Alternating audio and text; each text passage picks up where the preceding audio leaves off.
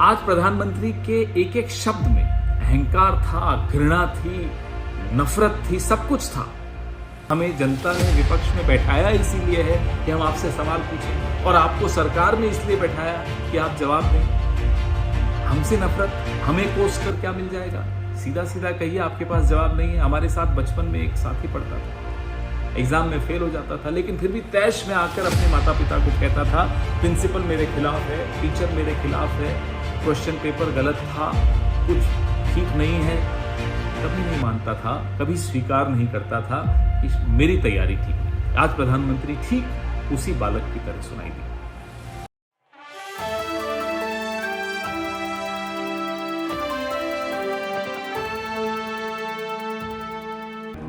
महीनों से जलता सुलगता एक प्रदेश, दो भागों में बंटता हुआ एक प्रदेश, एक ऐसा प्रदेश जहां के नौजवान के हाथ में कलम नहीं है, हथियार है। एक ऐसा प्रदेश जहां की महिलाओं की आबरू तार तार है। वो प्रदेश आज संसद की ओर अपने टेलीविजन पे बड़े उम्मीद से देख रहा था। आज उसकी उम्मीदें प्रधानमंत्री ने चूर चूर कर दी, तोड़ दी।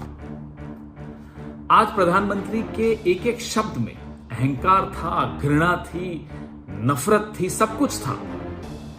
अपने पद की मर्यादा और गरिमा का ज्ञान या आभास कतई नहीं था। अहंकार सत्ता का, देश की मौजूदा हालत पे सवाल पूछने वाले विपक्ष के प्रति नफरत। आपकी हिम्मत कैसे होगी? आपने मुझसे सवाल पूछ लिया। क्यों साहब? हमारा तो ये राजधर्म है। हमें जनता ने विपक्ष में बैठाया इसीलिए है कि हम आपसे सवाल पूछें, और आपको सरकार में इसलिए बैठाया कि आप जवाब दें। हमसे नफरत, हमें कोस कर क्या मिल जाएगा? सीधा सीधा कहिए, आपके पास जवाब नहीं है। हमारे साथ बचपन में एक साथी पढ़ता था, एग्जाम में फेल हो जाता था, लेकिन फिर भी तैश में आकर अपने माता पिता को कहता था, प्रिंसिपल मेरे खिलाफ है, टीचर मेरे खिलाफ है, क्वेश्चन पेपर गलत था, कुछ ठीक नहीं है। कभी नहीं मानता था, कभी स्वीकार नहीं करता था कि मेरी तैयारी ठीक नहीं थी। आज प्रधानमंत्री ठीक उसी बालक की तरह सुनाई दी। लेकिन जिस फूहड़ता का परिचय उन्होंने आज दिया संसद में, वो फूहड़ता देखकर ऐसा अफसोस हुआ कि 140 करोड़ लोगों के ये प्रधानमंत्री, चुने हुए प्रधानमंत्री, दूसरे टर्म के प्रधानमंत्री किस तरह से पेश आ गए। अफसोस इस बात का भी हुआ कि मणिपुर में बैठा हुआ वो कारगिल का वीर जवान, जिसकी पत्नी को निर्वस्त्र करके घुमाया गया मणिपुर की सड़कों पर, वो भी ये डिबेट वो देख रहा होगा, पार्लियामेंट की डिबेट। उसके दिल पर क्या गुजरी होगी, मणिपुर के लोगों के दिल पर क्या गुजरी होगी। ये शोभा देता है, ये प्रधानमंत्री का भाषण था।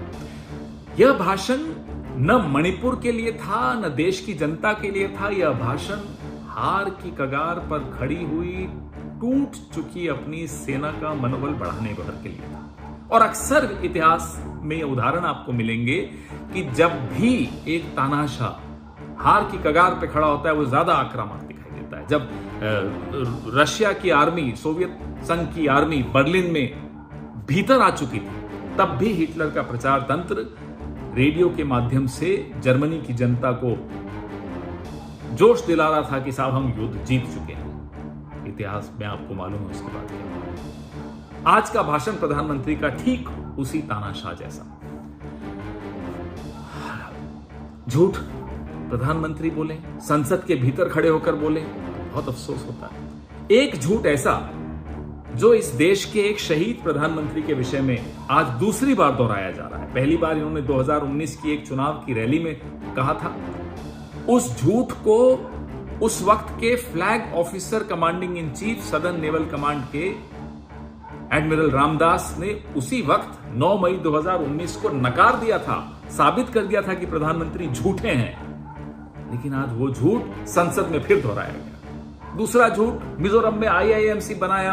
अरे आपने नहीं बनाया, 2011 में उद्घाटन हो गया था उसका, यूपीए की सरकार थी।